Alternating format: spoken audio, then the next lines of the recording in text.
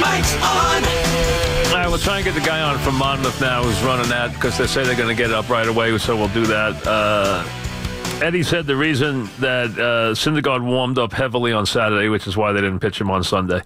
So that was the reason. They said he had warmed up excessively heavy. It was his warm-up, so that's why they didn't want to pitch him on Sunday. All right, I'll buy that.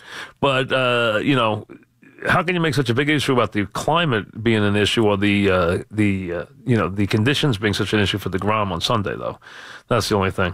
Well, let's see if there's any fallout from Island's comments about Syndergaard, because I wonder if he feels like he hasn't accomplished anything yet. So we'll see how that goes. Chris in New City. What's up, Chris? Hey, Mike. Good to have you back. What's happening? I want to talk about Jacob DeGrom. Yeah. I think you're having a little bit of a hard stance on him. You know, if you look at the Mets' history, Hard stance on him? Harvey. I'm not blaming DeGrom. No, I mean on Callaway and Island. You know, he's the gem of the staff, and you know he had a hyperextended elbow. He missed the start, right? And he went out there. He walked the first three. Look what happened with Harvey. Look what happened with Syndergaard last year. They need to take a conservative approach with him. Came in, said he was fine, threw 40 pitches, fine. What did he gain out of yesterday's performance after 40 pitches? Well, he got the start. He got back in the rotation. He'll be back in the Said he felt fine. Said he felt fine. Right. Why wouldn't you leave him in to throw 100 pitches? I'm not saying to give him 130 pitches, but why can't he pitch 100 pitches? I just think Callaway's gonna very conservative with these pitchers, including DeGrom, who's been the man for the last 4 years for them. You know, to me, he made a statement though that 40 pitches, the pitcher would be out of the game. He did make that statement after the game that if a guy throws 40 pitches an inning, it's too taxing, and the guy would be out of the game. I didn't know that was a hard and fast rule. 40 pitches and you're out of the game. I understand 40 pitches is a lot of pitches for an inning. It is a very heavy inning, and that was an excessively hard inning on DeGrom, no question. But I don't know if you gained anything by throwing him if he's healthy. I guarantee you, everybody, when he came out of the game yesterday, thought there was something wrong with him. When he came out of the game, were you watching the game yesterday? Yes. What did you think when he came out of the game after the first inning? I was concerned. I thought he might have been hurt. So was I. I mean, otherwise, why is he out after the first inning? I understand that he wasn't going to have a long day. We all knew he wasn't going to have a long day after he threw 42 pitches in the first inning. And if he had taken him out after 90 pitches or 100 pitches, I wouldn't have any issue. Fine. If he had struggled again in the second inning, I'd say, okay, maybe he's not on his game today. You want to protect him. But he got out of the inning without giving up a run, said he felt fine. Then why not let him fill up, at least, see if he can, throw 5 innings. And then later in the game, well, I don't have enough pitches. See, I'm not buying everything I'm hearing from him anyway, because his Blevins thing made no sense. He said he would not get pitches up and not use them, which he did with Blevins. Then he said it had nothing to do with splits as to why, because, this guy, the lefty pinch hitter for Williams, actually had better numbers against lefties than he did righties. So, but he said that, and Blevins has not been great against lefties this year. He said that had nothing to do with it. He also said he was concerned about how many pitches he was going to use in the game, but here was a pitcher he had up. He wound up using 2 more pitches anyway and not using Blevins in the game. Just didn't make any sense. You have Blevins up. Why did you get him up if you didn't? You got him up in case Seawald didn't get him out. Didn't bring him in anyway when he didn't get him out, and didn't bring him in to pitch to the guy he's supposed to come in to pitch to. Just didn't make a whole lot of sense to me. Bob in Summit, what's up, Bob? What's up, Mike? I just turned John. I agree on Blevins. I actually was not shocked when DeGrom came out of the game. I was watching it during my little Mother's Day celebration. Mm-hmm. But Mike, on a 90-pitch count, he did almost 50% of it in one inning. Then let him throw the rest of them. But if he's fine and he has no issues, which he said he didn't, why not just? I understand he's going to pitch 4 innings, but why get him out after 1 inning? Well, Mike, especially when you say you're short on pitches to begin with. Mike, look at where they are in the middle of this rotation, 3, 4, and 5 off season. Look at what's the upside if it's coming off the little bit of an injury after that mule of an inning that he threw. He had nothing but downside if he didn't pull him. I don't think he'll do it on his next start if he goes through something like that. But in the first start out of the game, hey, if he said he had any issues, any discomfort, I'm with you 100%. If he's fine, which he said he was, I let him throw his 90 pitches. I don't see where the problem is. I mean, he got out of the inning. All right, he threw. So wait a second. If he threw 36, he stays? Listen, I don't know what the exact number well, he is. said 40's the number. He said when a pitcher throws 40 innings, he's out of the game. So 36, they're having a powwow. 40, he's out. Yeah, to me, listen, you know what? Big load, Mike, in this day and age, and this is a big analytics guy. Yeah, He's going you know off what? the sheet. You know what? And then I'm not saying I like it. Then you wind up, you know what? But you gotta, you see, to me, you also have to pay a little attention to the game, a little bit when you're short on pitches. All right, if you're going to be putting this, see, all of it doesn't add up. I get DeGrom out after one inning. Is there anything wrong with him? No, I just got him out because he threw 40 and I didn't want to tax him. Okay, great. And then I'm short on pitches, but I got Blevins up and I'm not going to use him. I don't disagree. I think the way you're looking at it is that game specific. No, I'm not into the game. What I'm saying is I just would have left him throw a couple more innings. That's all, as long as he's healthy. Now, if he's got any issues, any discomfort, anything, he comes out. But if he's fine... He comes out with some discomfort, though, in the third inning. We are frying that manager. What, for pitching him into the second inning? Mike, he had a rough week, brother. He had a rough week. He loses his ace. But wait a second. All he can go by with the pitcher is what the pitcher tells him. If the pitcher tells him he's fine, well, then you're telling me he can't come out and pitch the next inning? Mike, haven't we seen a couple of pitchers throughout the year say I'm fine and they're not really fine? Well, but wait a second. He'd only thrown 40 pitches. It wasn't like he threw 400 pitches here. He threw 40 pitches. I'm not even arguing it's the right move. I'm telling you that Callaway, I think, is a little nervous. He came out of the gate like a house of fire. They had the batting out of order last week. The 3, 4, 5, and 6 pitchers ERA is about 8.5, and the guy is trying to win the war and not every battle, and not treating DeGrom with kid gloves is not in the playbook. That's the way I look at it. I really do. Hey, listen, it's almost like they're sending two different messages here. It sounds like Island's ready to toughen the pitchers up. And on one hand, you got DeGrom, who can't go back out for the second inning. Well, Island's pumping it up. Island's pumping it up, Matt, but Matt doesn't. No, Syndergaard. Well, he went after Syndergaard today. Syndergaard, correct. Yeah, I saw that. And went after Syndergaard, which is fine. I have no problem with that. But the point is, all I'm saying is yesterday, I would have sent DeGrom out for another inning as long as he's healthy. That's all. I'm not asking him to. I wasn't going to ask him to pitch 150 pitches. I'm not crazy. I want to get him out of the game. If he was pitch count, you say it was 90, fine. He threw 40 in one inning. He can come out for the second inning as long as he's healthy. He didn't even give him a run. I understand he gave him a couple of walks. I understand that. But he got out of the inning. So to me, I just would have let him throw a couple more innings as long as he was healthy. That's all. I don't see how the 40 pitch thing is some magic number now. So sounds like it is to him. But listen, he's got his own way of doing things. We'll see if it works. And I didn't understand the Blevins thing. There's a lot of things the last week I didn't understand. I didn't understand earlier in the week where he pinch hit Jose Reyes when he had no one left to pinch hit, and he puts him into pinch run for Flores. I didn't understand that either. I mean, I've seen a lot of weird things out of this guy already. I just think I think he's having a little bit of a tough time. That's all. I'm not saying he won't get better. And listen, a lot of it would be erased if the Mets were hitting. That's the way it works. Sometimes you can make bonehead moves, and it turns out great for you. Boone's had a couple of games this year where he screwed up the bullpen, and the Yankees bailed him out. A couple of games. That happens. Larry in Floral Park. What's up, Larry? Yeah, hey, Mike. How's it going? What's happening?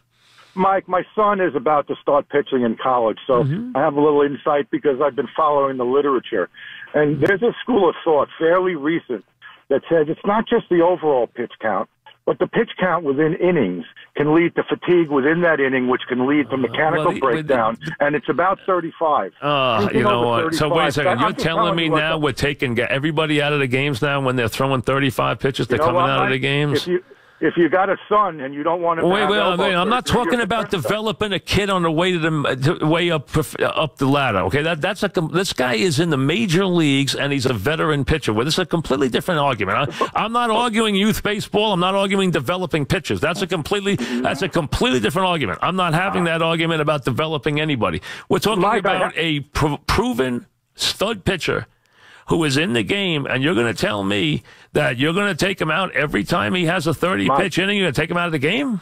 No, all I'm saying is this. They don't know why there's been such a greater incidence of pitchers blowing their arms out, and they're looking for answers. You can't. But so wait a second. You're telling me now that every time you got a 35-pitch inning, you're taking the pitcher out of the game?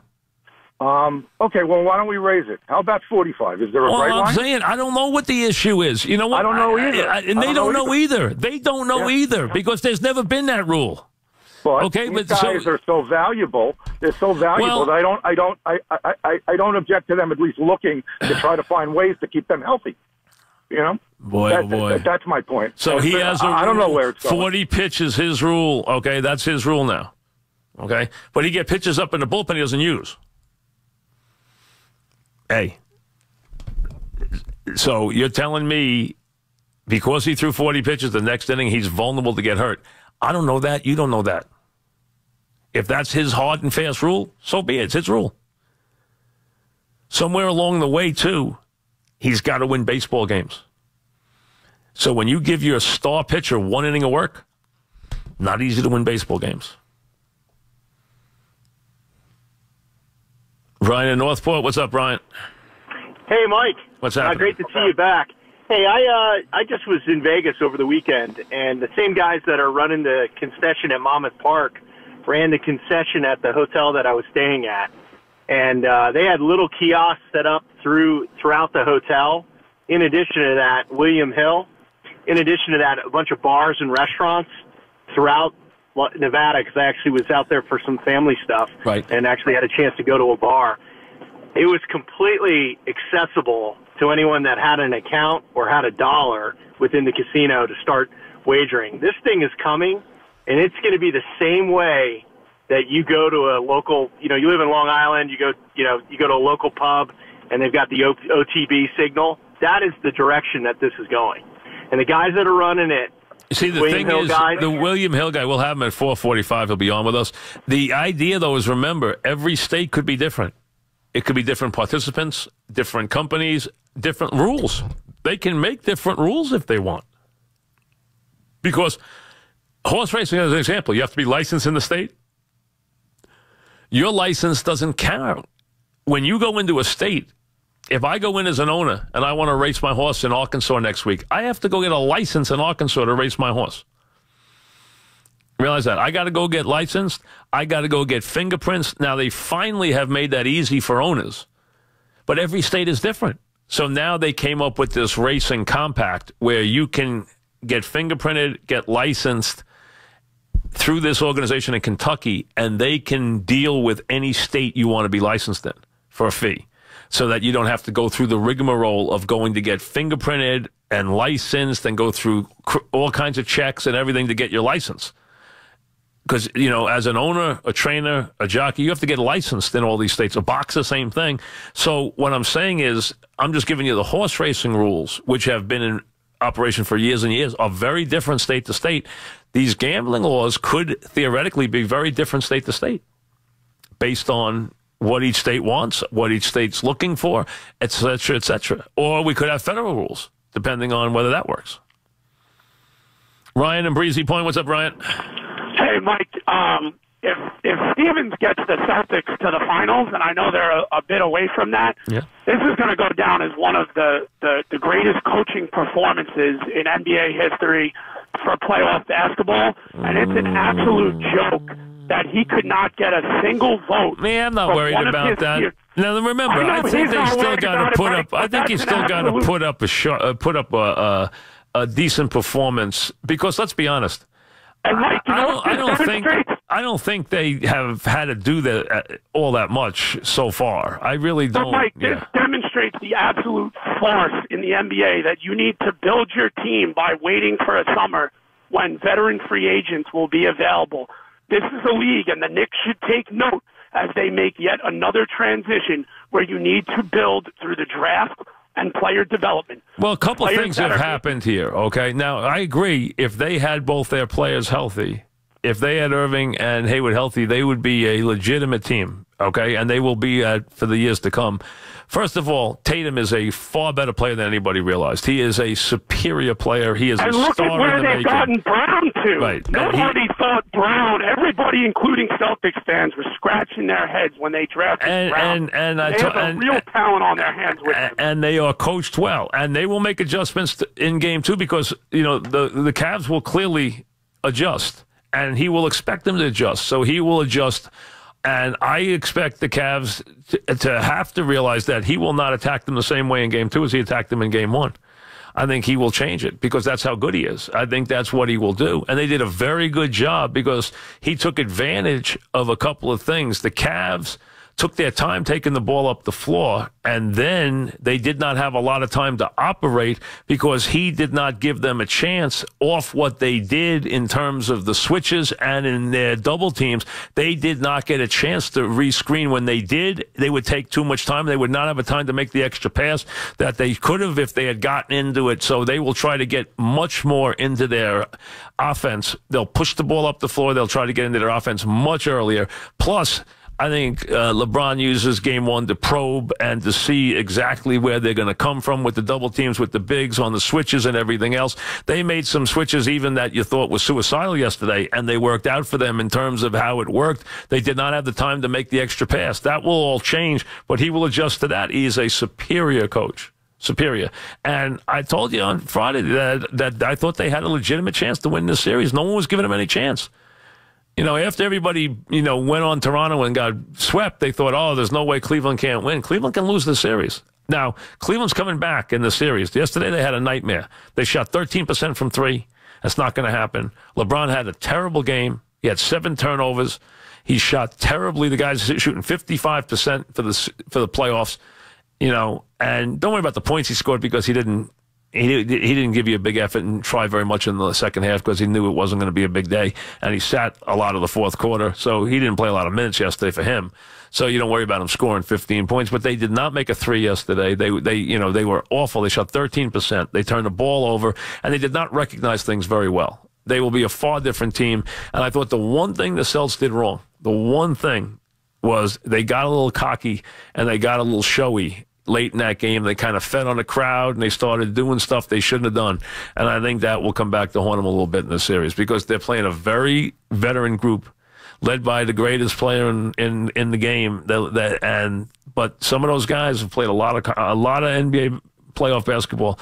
They are not going to be affected by one loss. It's not going to affect them in the least. So I thought the Celtics got a little full of themselves yesterday. And you can see why. The crowd's crazy, the place is going nuts. So, I mean, they haven't had that in Boston in a long time, so I think they were all having a great time yesterday, and good for them. But I think that, this series got a lot of time left in it, and a lot of twists and turns left in it. But the Celtics have a legitimate chance to win the series. Back after this.